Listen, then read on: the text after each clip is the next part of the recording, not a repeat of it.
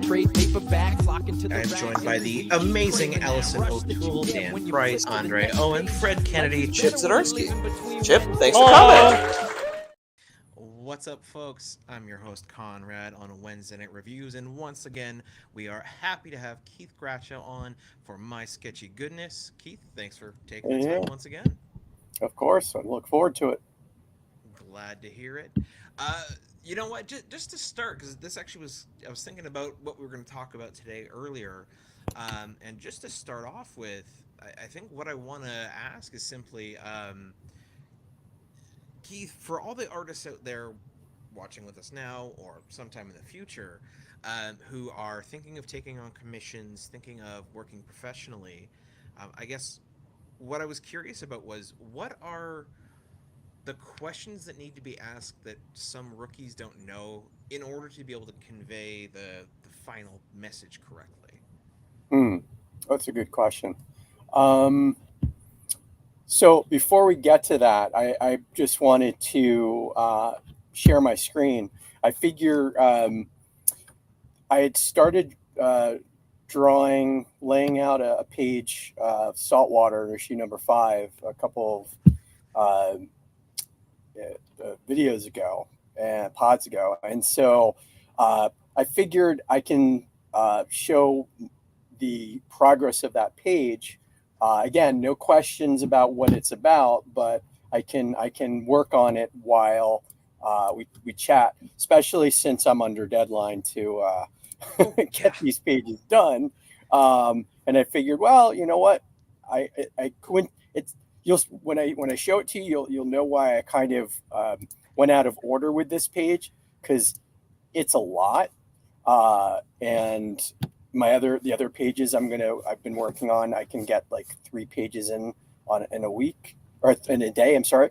This one could take me a whole day. So is it sharing? It is now. Oh my god. Yeah. There's a lot of here. I'll just zoom out. There's a lot of people on this page. So. And that was pretty much the direction, is like there's like a lot of people cheering, and so I was like, well, okay, I guess I might as well, draw a lot of people with all different, costumes and caricatures and things of that nature. Anyway, so I'm going to work on this. I'm going to do a little bit more of the mindless stuff while we chat, and then I can, at some point, if we want to talk about what I'm doing, we can do that as well.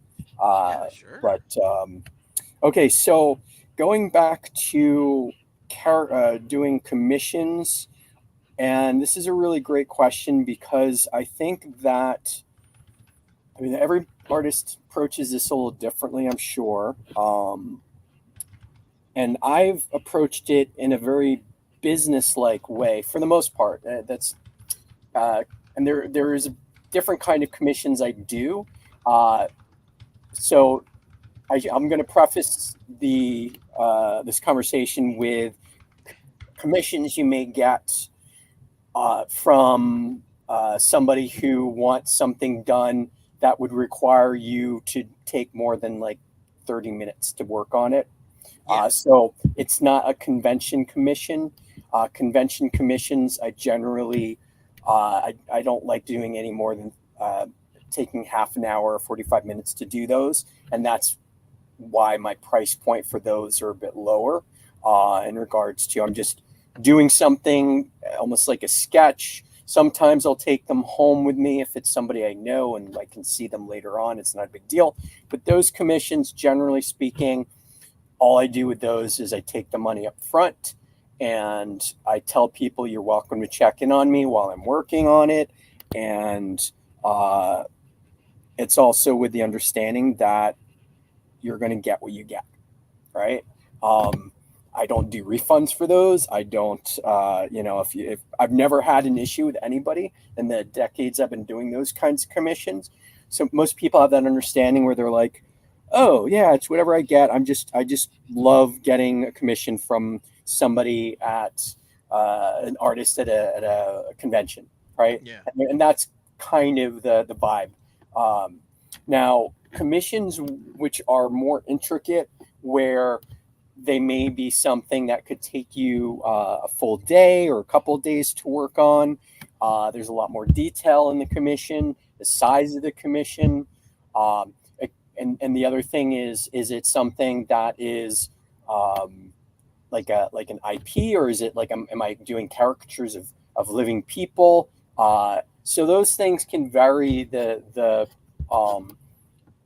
how long something can take, and sometimes also the cost of something.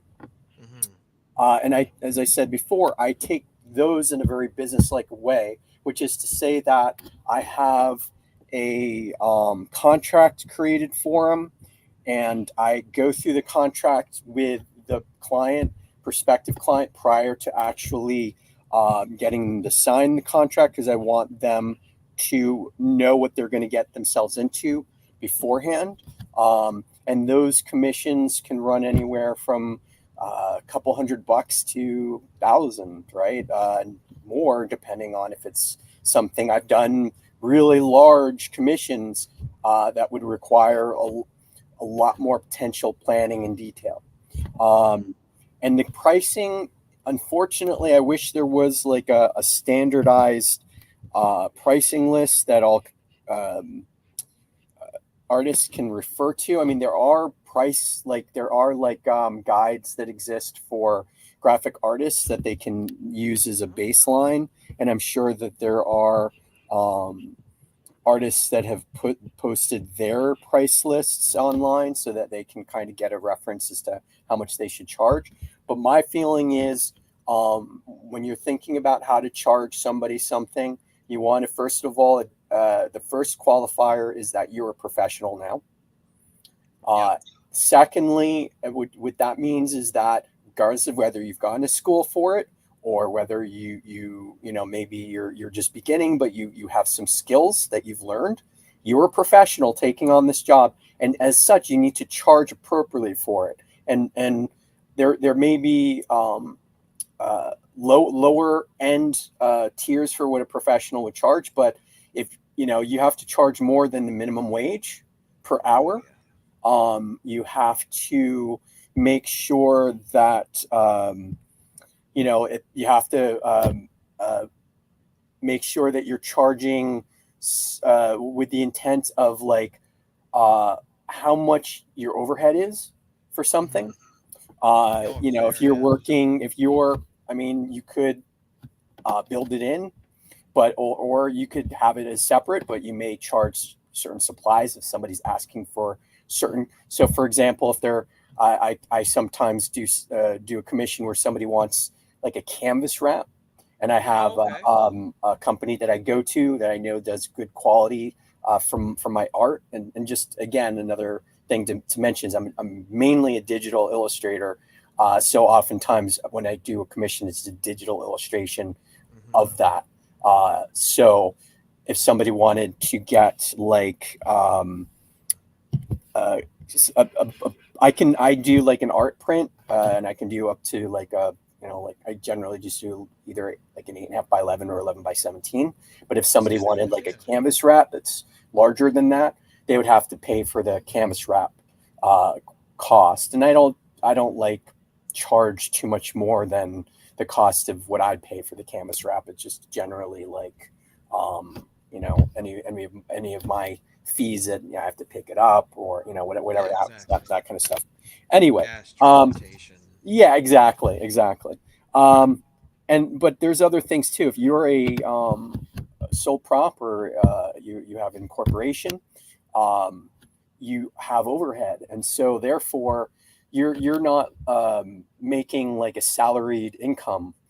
So the things that you have to think about when commissioning somebody is that this is your time and effort, and there's other things that you have to take care of before you're actually making any profit, right? So whether that's internet access, the software you're using, the insurances you have to pay for, all those kinds of things, right, build into your overhead. And so when you're thinking of like how much you're going to charge, you want to make sure that people know like you're not just the number you're choosing is because this is how you can survive what you're doing and hopefully thrive, right? Exactly. And so I don't necessarily charge by the hour, but I've done commissions long enough to know that it could take me anywhere from a day to 2 days to do it, depending on, or longer, I should say, depending on. Oh, Mr. Sid is getting a little restless here. Hopefully, he's not going to. He doesn't have to go to the bathroom. But like when it comes to the pricing, you just want to make sure that you're so I was saying I charge not by the hour, although you can if you want.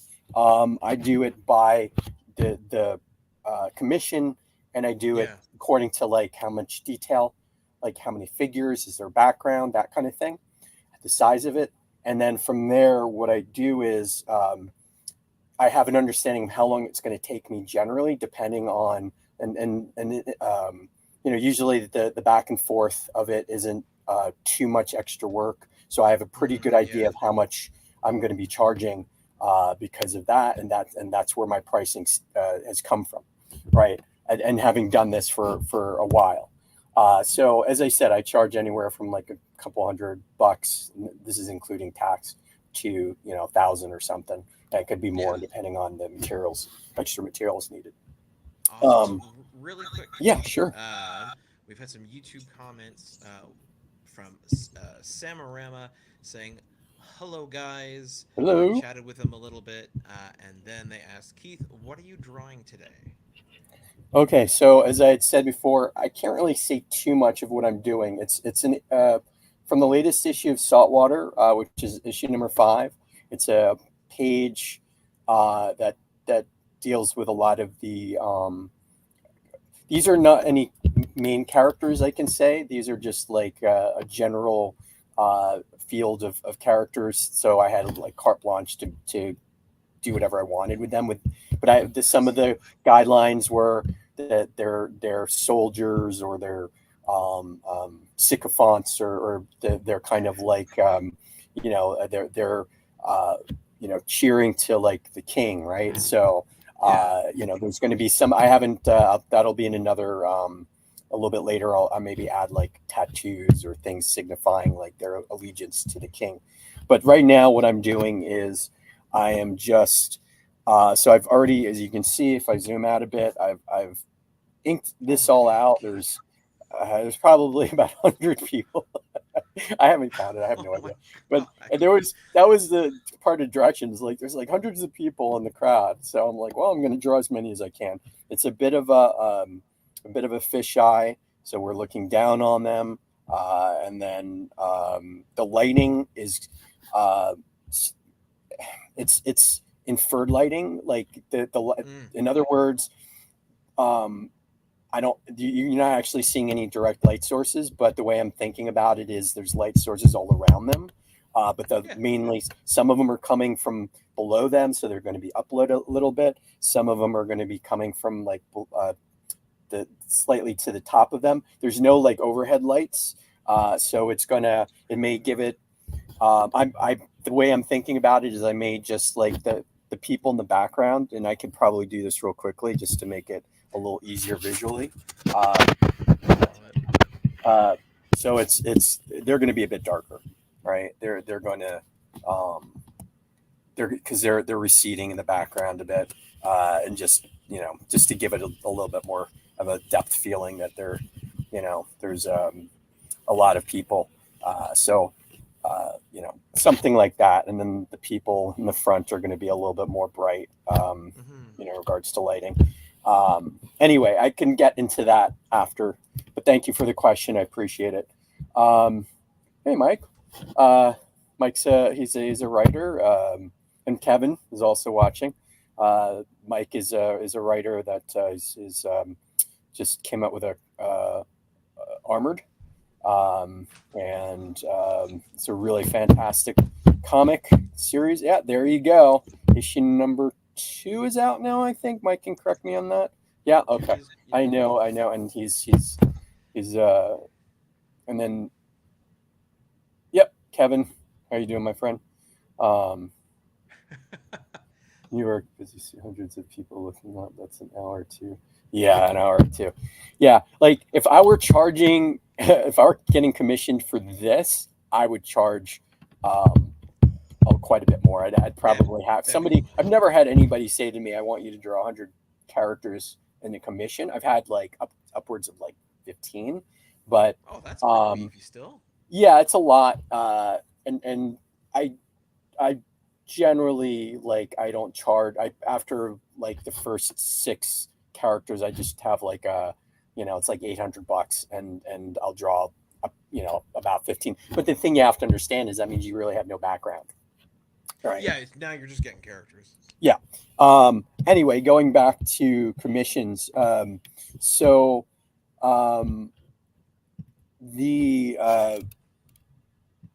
Okay, so we talked about how you would price yourself. Also thinking about like, oh, sorry, buddy. Nope. You're gonna have to sit and you're gonna have to wait. Thank you. So he may need to go to the bathroom. We may have to pause this for a little bit. I don't know. All good. We'll see how restless he gets. Right now, he's not settling completely. So in regards to the next step is, so let's say you have like a price list somewhere on your website. You show that to the people, so whoever's inquiring, prospective client, and they now have an idea of like what it's going to cost them and what it looks like. You have some samples. And then the next thing is, once they're like, yeah, I'm on board, go, great. Okay, I want to go over like what the process is with you. And I put a lot of that into the contract.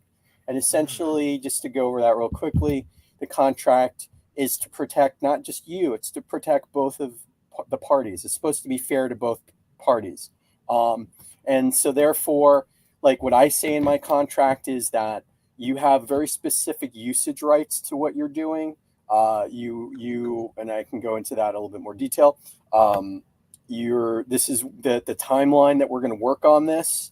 If something happens to me that's out of my control, of course you get your money back. If something, that you do something that it's kind of your fault, you don't get that the initial down payment back, and I always take half up front.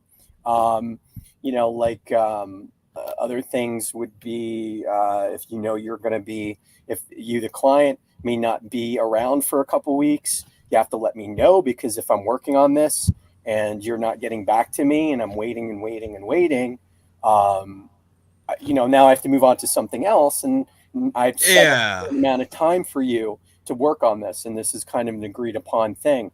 And so these are all things that I put into the contract to make sure that people know what to expect. And that's really when you are doing all of this, and I think this is where a lot of artists might not do the best, is setting up expectation.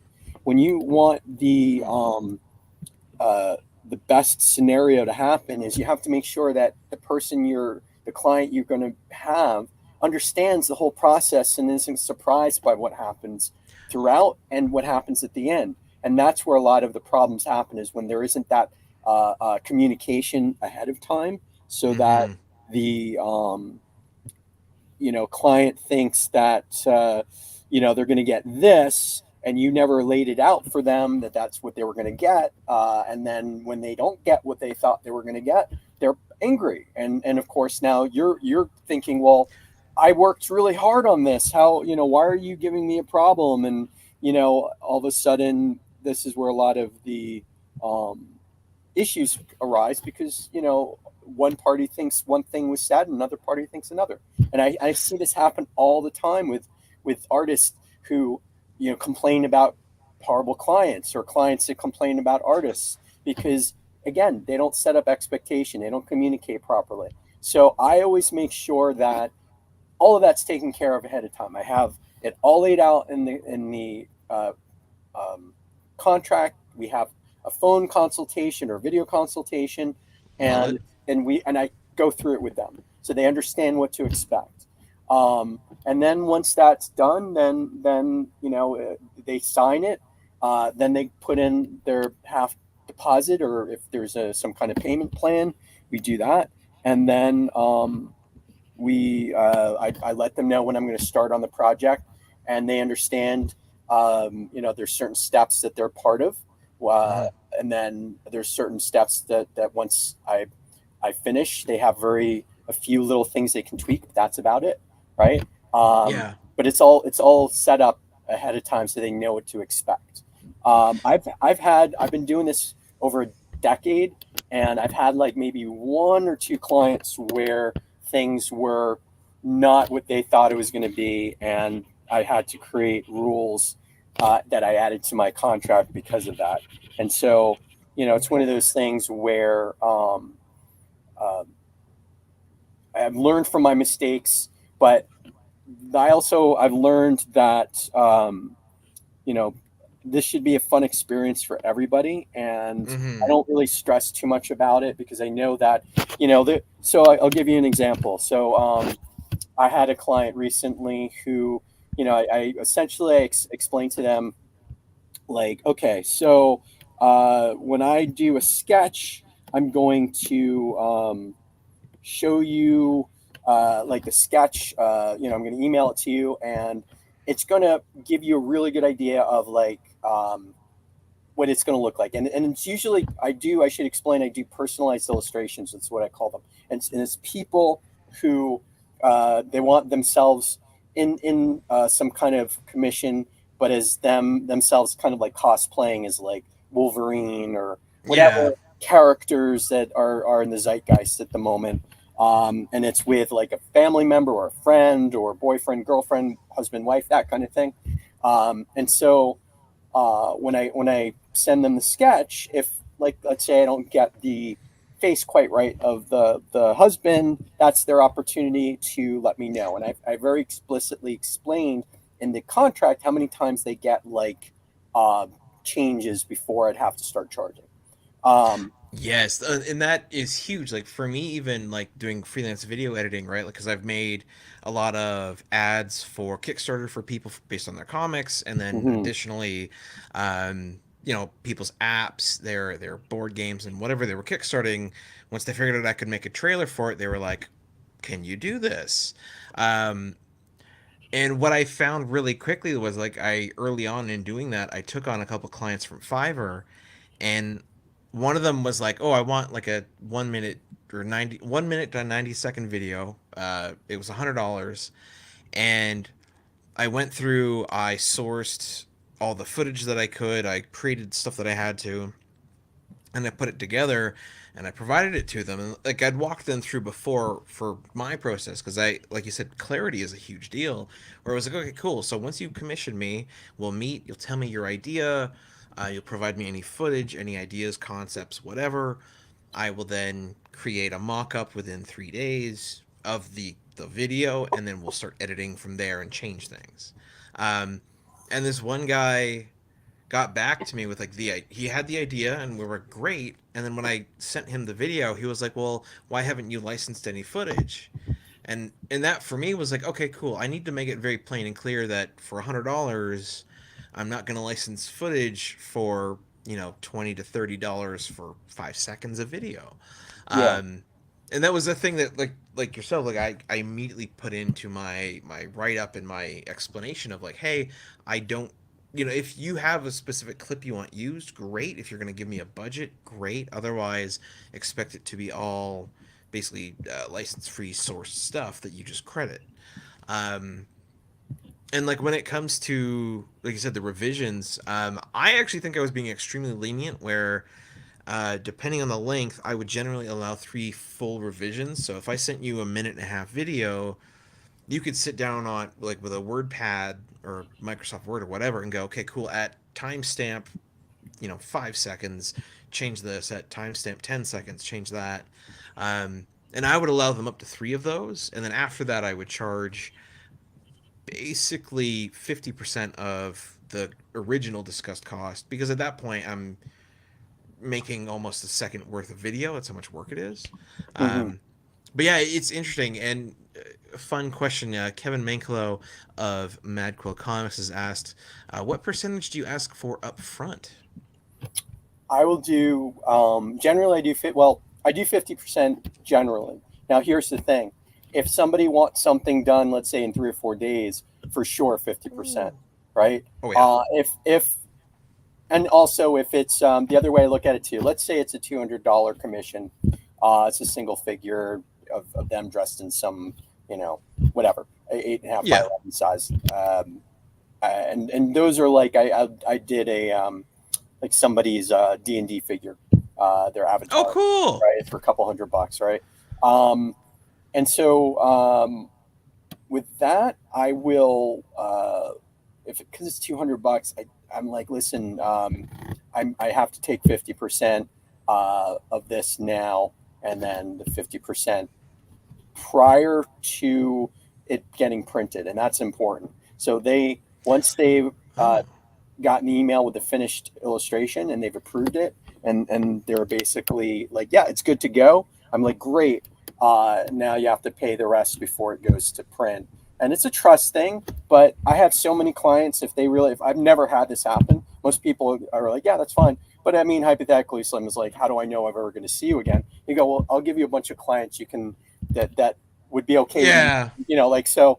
But that's generally what I would do. Now, if it's, let's say it's like $1,000 commission where it's multiple commissions. I've had that happen where somebody wants like 3 commissions at a time.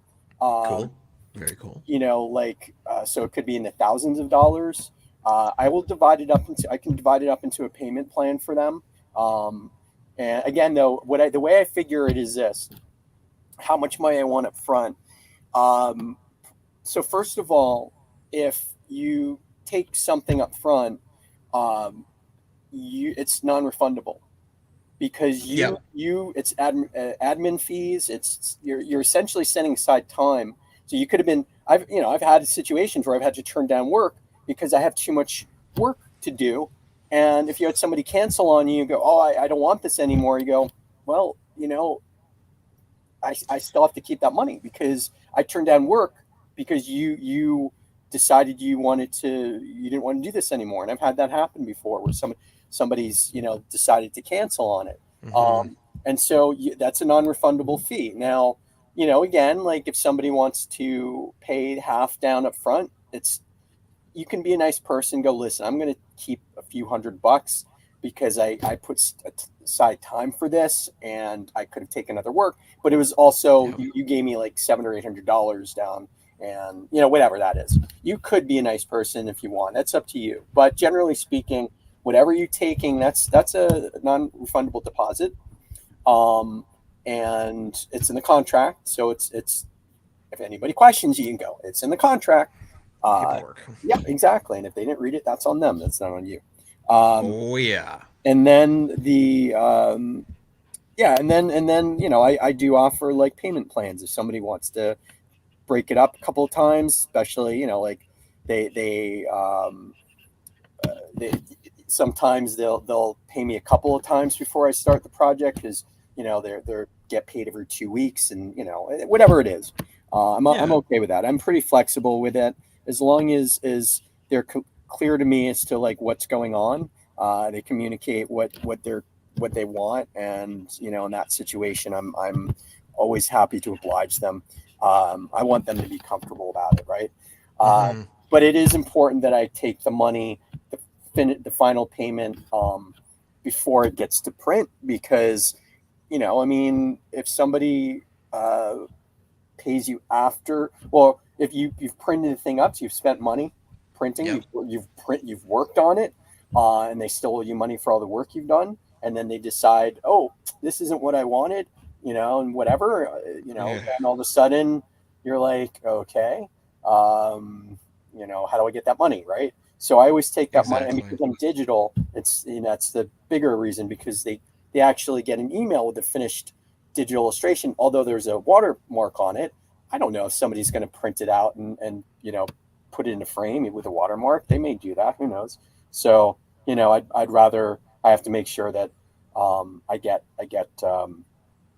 like at least something before ahead of time, and whatever I get ahead of time, it has to feel like it's worth what I've put into it, right? Yeah. So yeah, in other words, let's say you're doing a commission where I've done a commission where somebody's canceled in the middle of the commission. I've already drawn a sketch. Like they didn't ask for the money back, but it was one of those things. That's the amount I put into it. I felt was the amount I got from that I wasn't going to refund back to him was worth it, because I did put some work into it, right? And anyway, so yeah, there's a little there's an art to it, I think, in regards to like when you're thinking about how to break it up, and especially if you don't know the person ahead of time, you don't know if they're good for the money or not. Fair. There's an art to kind of figuring how to do it so that you can make sure that you're not putting yourself out and they're not, and it's still fair to them, right?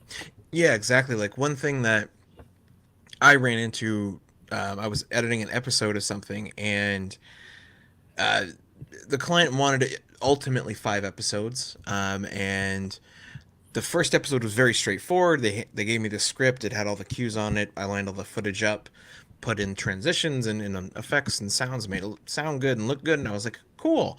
Sent it off. They were like, that's fantastic. They give me a payment for the down payment for the second episode, sent over the script and the footage. And they're like, so we want you to do rotoscoping, like basically, green screen techniques and stuff like that to impose another character in a scene so that the same actor playing 2 different characters can be side by side. And because I sort of just trusted them, and they didn't really mention it, they were like, can you do this? And I was like, well, I can do the process. And I didn't think about it on my end, where I was like, but they've got to shoot that in a very particular way. And they hadn't. They'd shot it as though it was 2 characters with a cut, left, right, and it made sense. But when you have that footage and you're trying to rotoscope someone in, and it's weird. And I ended up in a situation where I was like, look, so to make this work, here's the setup you have to film, because they were a relatively new film creator. And I was like, this is what you need to do. This is how you have to hold or position or tripod the camera. Here's the lighting and how it has to maintain consistency on both shots and all this stuff. So it ended up delaying the process. And like you said, like, time is valuable, right? Like, if I had known they were going to be another 2 weeks of filming, I could have taken on different clients. So I think, yeah, for artists out there, like, if you're getting into doing commissions, if you're getting into professional paid work, even if you don't feel like it, if you're getting paid, you're a professional now. It is massive how important your time is, and also how much your time is worth. I find, because I'm sure for you, Keith, like, the amount of time you've drawn, that in and of itself, to have your style, your technique, whatever you want to call it, to be able to output what you output, for them to even want to go, hey, can I hire you? That's a lot. But also, yeah, like, once you talk with them about it and have ideas, like, that's work, right? You are actively thinking about the project, how it's going to be laid out, the stuff that has to go into it, maybe how many layers, the type of coloring, the effects you're going to use. Oh my God. And all of that before pen ever hits paper or stylus hits pad. Like, yeah. So yeah. And I've set up a system that I think makes it really fun for the client. And because of that, that's years of me figuring it out, and that's worth something, right? My system is worth, it's kind of something hard to like quantify, because I can't really like sell this system to somebody else. I can explain it to them, but I am a unique human being that knows how to communicate a certain way, where I've had almost 98% success in regards to, like, the I don't know how many at this point, hundreds of clients I've had over the years, right? Like, where it's just been one of those things where I know that it works really well, and I know it's really fun, and I've problem solved it so that you don't have to worry, that you are going to have a great time, that there's going to be no surprises. And one of the things that, like I was going to say before, when I have clients that like, so I'll send them like a sketch, and this sketch is like, it's called a thumbnail or like a rough pencil drawing. Yeah. And it's essentially gives the client like a great idea of like what everybody's going to look like, what the composition is going to be. Sometimes I'll even throw in color just so they get a rough idea of like the color scheme, all of that stuff. And most of the time people are like, okay, just change this here and we're good, or everything's fine, don't worry about it. Sometimes you have a client that will give me a list of things to do, and that's fine. That's part of they have that contractually without having to pay any extra for that kind of thing. Like I allow for them to have quite a lot of changes in the rough sketch for that first round. And so I learned long ago, though, that email is not the best way to communicate with people, because the language of what we do is a learned one. It's something that we've learned over the years, but oftentimes clients don't have. I get people saying, this animation you're doing, and it's not an animation, but that's the language they're using, right? And so they don't have the words oftentimes to communicate what they're trying to get across. And so you get an email, and the email reads to you a certain emotional state, whatever emotional state you may be in, and it could feel very abrupt. It could feel like they're not happy with it, or whatever it is that you read out of that email. You go, great, this client is making me miserable, blah, blah, blah. And I've learned, I don't deal with that. Okay, you give me a list of what needs to be done, and I'm going to actually share, because I work digitally, I'm going to share my screen with you. We're going to set up a time to go over all these things so you can actually live go, okay, when I was saying I wanted this person to be bigger personality, because I don't know what bigger personality means in regards to, like, is it bigger eyes, a bigger, what does that mean? Yeah, what does that mean? Yeah. Can you, if I were to draw this person with bigger eyes really quickly in front of you, is that what you're looking for? And they'll go, oh, why I meant bigger personality? I just meant like make their smile a little bit. Like, I want to see their teeth. You're like, oh, that's easy. But I didn't put that in your email because you didn't know it until you saw what I was doing. I find that takes care of like almost 100% of the problems, because now they've seen, they basically have told you exactly what they wanted, and they are kind of on the hook now. To if they change their mind, it's on them, not on you, because they approved it. And so you could, at that, if you wanted to, you can, depending on your contract, you can be like, if for whatever reason they email back and say, oh yeah, what we were talking about earlier, I changed my mind on that. You can be like, well, I've already drawn the new thing, got to charge you.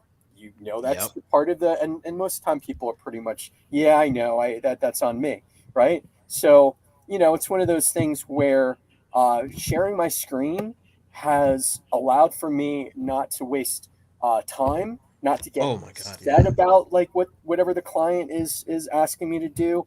And they on their side of it they feel like they're part of the process, so they're enjoying it. And I find that it's usually a much more positive experience with little problems at the end of it.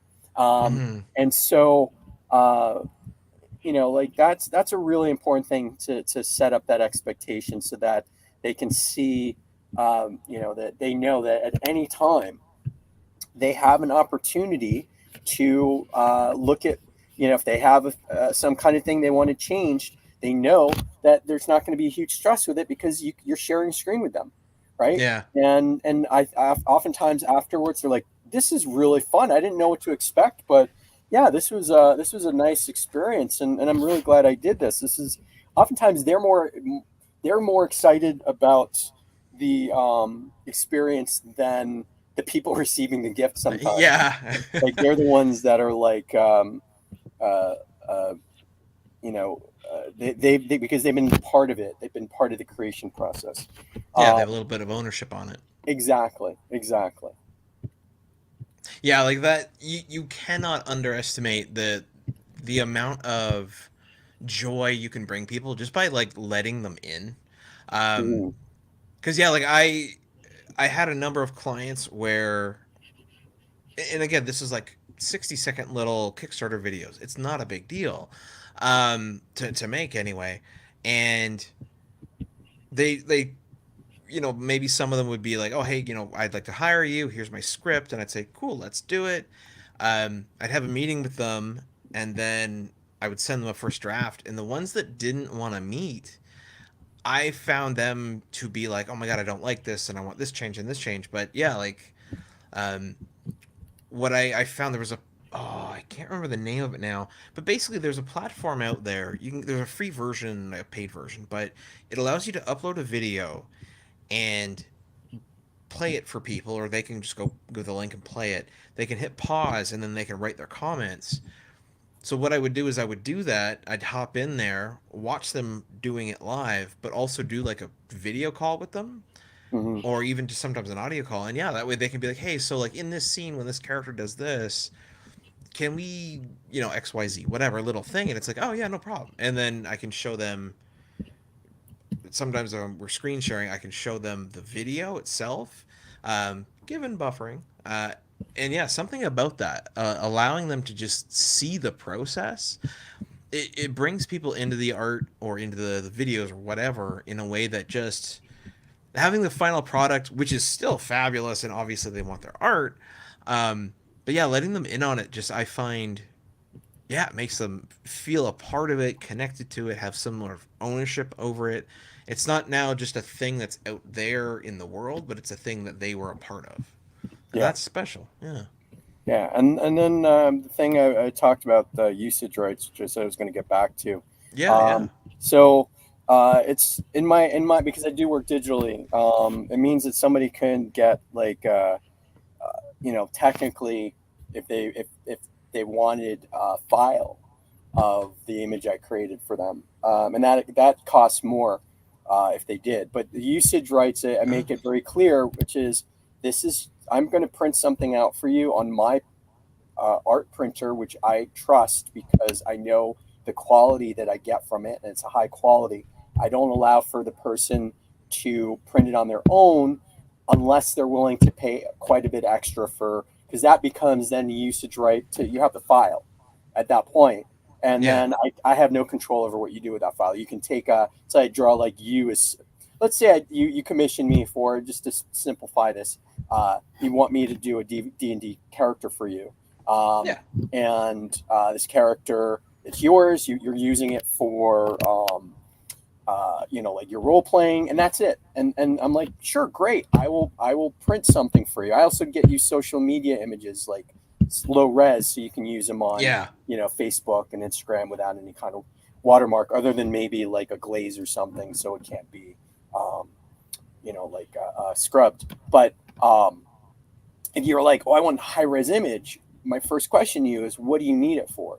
And if their answer is, well, I'd like to print it on my own, my answer to them is, unfortunately, I have to charge you for that because, I don't know what you're going to do with it. Also, I can't guarantee what your printing is going to look like is going to be the same as what I'm going to print for you, because what I have on my screen is what I have synced up with my printer, and I know it's going to look close. Whereas what you're going to, I don't know what your screen looks like. You may have a different screen setup with colors, and therefore what you're looking at on your screen may not be what I've drawn, what I'm looking at. And so the printing, who knows what the printing is going to look like. And so it's one of those things where, that's just the most innocuous. And I have people ask me that, like, can I print it on my own? And my answer always is yes, but you have to pay for the cost of the high-res image, which is quite a bit more, right? And then, but I always go, what is really your issue? What is really the reason why you want to print it?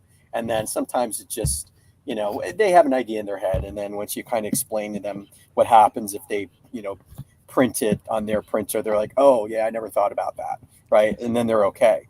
But, I hadn't thought about that. Yeah. Yeah. And then the other part of it is, if they want to do something with it, like you can, I need to know ahead of time if you plan on like doing something different with. So, for example, I had somebody commission me for like it was for an animation pitch, and they Cool. wanted like these characters in front of like a van, and Oh. they were like, well, I'm like, so this is what your usage is for this. Like, you're just going to be you're just planning on printing this out on like big boards and some. Yeah, that's it. Like, okay. But if they hadn't explained to me that they wanted to also have like the ability to have like just the van by itself and the characters by themselves, I would have known that. I would have just drawn the way I would have drawn, which is here, where you're seeing it's essentially, one layer of inks and one layer of color, because it's a smaller file for me. If you want something where you have the different elements separated, I don't necessarily charge extra for that because it doesn't take me that much extra time to do it. I just need to know that ahead of time, because Yeah. I can then send them to you in those different ways so that you can like use them. And again, it helps. And this is a client that's like spending a lot of money on all this stuff anyway. So I'm like, I'm not going to nickel and dime you. I will, but I need to know ahead of time how you're going to use something, right? If you're going to use it just for marketing, if you plan on commercializing, that changes the cost. If you plan on marketing it, but for different things that would require certain elements to stand out, I'd need to know that, right? So the usage is important, and sometimes I have lost work because somebody's like, well, I want complete usage over it, and I'm like, well, what I quoted you when you asked me for a T-shirt design, you just said this. Well, now, again, this is before I even started it, but they come back later going, before the project starts, going, oh, and by the way, I would like to own the file because I may use it down the line. And I'm going, oh, hold on, that changes everything. I have to charge you much more now. And explaining because I don't know what you're going to do with that image. And so now, that means that I'm not going to get anything commercial. Ultimately, I learned years ago that if I were to like say to somebody, hey, if you're going to make a T-shirt from this, I want a cut of it. Yeah, it's hard to like to bug people to like get them. It's an honor system. You have no idea how many you're selling. Not chasing them and know stuff.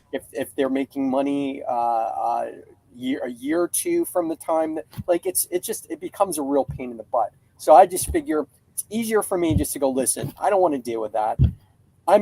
You're basically going to make money from this shirt. I want to make sure I make what I feel is a comfortable amount of money. So maybe it's like the shirt design plus $1,000, and then you can do whatever you have the file to do what you want. My only thing is you can't use the file for anything that I deem to be problematic. And what I mean by that is, like you're going to put it on Nazi paraphernalia, right? Like you're creating, you're a supremacist, and this is what it's going to be for, right? I'm like, nope, that kind of stuff I will not do, right? So otherwise, you have carte blanche to take this image and use it in how you see fit, but you have to pay for it, right? Yeah, that's another thing. Like I cannot stress enough, because I've heard horror stories where like, and thank you for bringing it up, Keith, which is like, if someone is commissioning you for a logo, for a design, for something like a T-shirt, a hat, a pin, a whatever, by God, don't charge them for just the image. Like, if it's a commercial thing, get your cut, however that comes. Like Keith, like you said, you charge a bit of an extra upfront amount just to be happy with it. If it's like, I want 1% or 2% of sales, whatever, however that works out, get paid for your work. Like, oh my God, like that's the one thing where I don't think it's talked about enough, openly in education regarding art. But like, if I hired you, Keith, to okay, perfect. We'll riff off that last example. If I commissioned you to draw me as a D&D character, and say it's at that time, it's just for me and my fun friends, and I'm gonna throw it up in Discord when we're playing our game or whatever. Cool. But then if I turn around and say like, it becomes the next Dimension 20 or the next whatever the one with Matt Mercer in it is called, and it blows up, and all of a sudden I want to use that image on all the shows and in graphics and in videos, stuff like that. It's like, well, you deserve a cut of whatever revenue that generates because that was your work. Yeah. And the other thing to remember, and at least this is in Canada, at least, you own the copyright for what you created. You own it. You can sell it. You can sell the. I mean, and here's like a. I guess it's splitting hairs. You can sell them the full usage of it, and if they want to say I have ownership over this, whatever. I mean, technically, and I do have in my contract if I'm like if you created the characters. I don't have ownership over those characters. I have ownership over the actual thing I create. And so, if I'm selling you the full usage of it, you're getting the full digital file. If you want to claim, oh, I own this, I'm not going to say you don't, but technically you don't. Yeah. It's splitting hairs. I mean, again, it doesn't really matter if you're getting paid what you feel is appropriate for whatever you can say that they own it, right? And I do have that in the contract, especially if somebody's like, this is they're wanting me to draw their character in a certain, like that they've already created, and I'm just, adding my style and spin to it. I want them, if they're uncomfortable with I've learned long ago, some people are like, what does this mean usage? Like, does that mean you own this? And I'm like, no, it doesn't. I don't own your character, but I own what I created. I've put it in there, when it's somebody's property, it's like, I don't have ownership over this property. I have ownership over what I've created for you. Right. Yeah, exactly. So people are like, oh, okay. That's it makes me feel better. Right. And again, sometimes you get somebody going, no, I want to own the everything. And you're like, great, you're going to pay for it. They're like, I don't want to do that. And they're like, well, then it's not getting made. Then we can't. Yeah. Then you have to find somebody that doesn't care about that stuff. And unfortunately, there's too many artists that are like, sure, I just want the money. I don't care. And you're like, like to your point, you're leaving some of the money that you could have gone, off the table. You could have made money from the shirt sales or what have you. And so, again, and if you're willing to, I'm just not willing to follow up because I just find that, to me, that becomes stressful going, how many shirts did they sell and how are they really paying me appropriately for what all that kind of stuff just stresses me out. But if that works for you, if you're like, I don't mind following up with people and having some kind of agreement where I get to see what their sales, they're going to send me like an invoice of all their sales. And, if that's something that you're okay with, go for it. That's just, again, as I said at the beginning of this is what works for me. This is what I find is the most stress-free way of working with clients so that, they're not stressed and I'm not stressed and it's an enjoyable experience, but there could be different ways to do it that make it, enjoyable for you. Again, it's a personality thing, right? So however you can deal with it. But ultimately, I can't stress this enough. Don't devalue yourself. You are a professional. And that's why when you were saying the Fiverr, I hate that thing because it's essentially you're selling your logo designs for $5 and it's like I mean, you're really devaluing your abilities. Like you should be making what a professional, if you were to go, well, what would like a professional consultant for like a law firm make per hour? And if they're if they're just starting out, they may only make 25 to 50, probably more like $50 an hour at least, right? Yeah. And you go, okay, well, maybe you're not quite in that realm because you didn't go to school for all, but whatever. I mean, you can still go, I should be getting somewhere around $40, $50 an hour, I've worked hard enough. I know, I'm working all the time on this and I have a certain skill set, right? Even if you're just beginning in your career, you shouldn't be charging, undercutting yourself because, you're making it, unfortunately, you're making it harder for other creators if you're charging like nothing and then they go to another creator and you're like, oh, I'm charging this much. You're like, oh my God, that can't be this person. Yeah, exactly. And so it's, again, now I just before we go, I do want to say if you're doing a commission for somebody, and you want to trade something of value with them, that's okay as Yeah. well. So, for example, Konrad, I need a video editor for my project, and or for my Kickstarter or whatever, and you're going, well, I need a commission done. You're like, okay, I'd be willing to trade whatever the equivalent of what you would charge me for that, and I would charge you. That's how you do that, right? So you can always trade value or trade service with somebody if you feel that whatever you need is again, you have to make sure what you're charging, what you would normally charge somebody, you're getting the same kind of value back, right? Yeah. So, Well, it's funny you bring that up. I was scrolling through TikTok the other day, and a hairdresser that I follow comes up because she talks about business and dealing with people, which I find fascinating.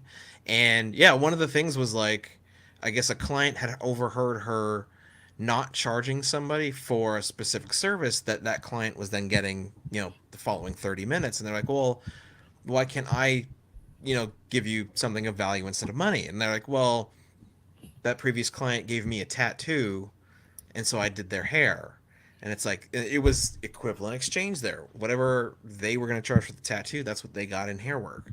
And I guess the person who had overheard this was like, well, I could like make you a cake. And it was like, that's not the same thing. So yeah, it's a very good point, Keith. Like, you've got to make sure that if you're trading service for service, get what you're worth, or get what your service is worth out of that other person for sure. mm-hmm. So Awesome. there we go. That was a good and see, you can see I've really made a dent in this in the hour Oops. we've got. Well, no, I mean, it's just this is a really comprehensive page, so I'm gonna have to I'll probably work. I've been working on it a little bit at a time, while the other pages I work on I can get done in an hour, a couple of hours, and then move on to the next page. So this one's going to take me a little while. I'll probably wait to the end to finish it. It's also a little tedious. It's just, it's not as exciting as, like, let's say drawing, like a panel with, a bunch of people interacting with each other in some way, right? It's a little bit, there's more acting happening. So anyway, awesome. That was good. That was good. That was a really good topic. I hope people were, getting something out of it, or maybe they have their own ways of doing it and they want to share with us. They're willing to do that. I'd like to learn how other people do it. So. Yeah, and I think that would be awesome. And again, if you've watched to the end of this video, whether again you're now with us live or sometime in the future, if you found this helpful or you have something you want to add, please just comment on it. I will make sure that between myself and Keith, we can respond to it, have a cool answer. Maybe if it's really cool and interesting and different, bring it up in the next video. But yes, Keith, absolutely. Thank you for hanging out for this sketchy goodness. And I'll see you next time. Take care. Thanks, everybody. Golden age to present, digest to oversize. Never miss new comic day. Yeah, no surprise. So where's my no prize? Check the letter columns. Can't find issue 2.